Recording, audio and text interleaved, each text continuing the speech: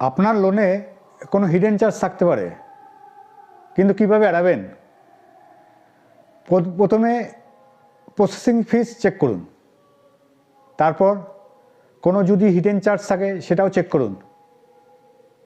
সেটা চেক করার পর রিপেমেন্ট ডেটটা কনফার্ম করুন। এইগুলো যদি ঠিক থাকে তাহলে বুঝবেন সব ঠিক আছে, আর যদি ঠিক না থাকে তাহলে কোনো হিডেন চার্জ আছে, সেটা বেড়ে হয়ে যাবে। স্মার্ট লোন নিন, টাকা বাঁচান। আমি যেটা বললাম আমার অভিজ্ঞতা থেকে বললাম।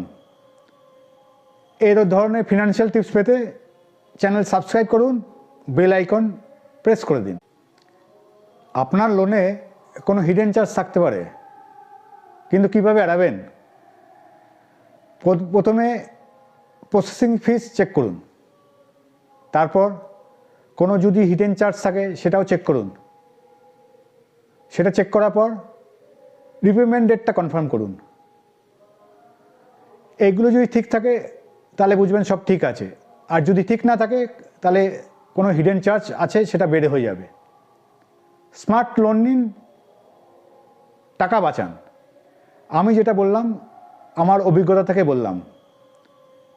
এই ধরনের ফিনান্সিয়াল টিপস পেতে চ্যানেল সাবস্ক্রাইব করুন, বেল আইকন প্রেস করে দিন।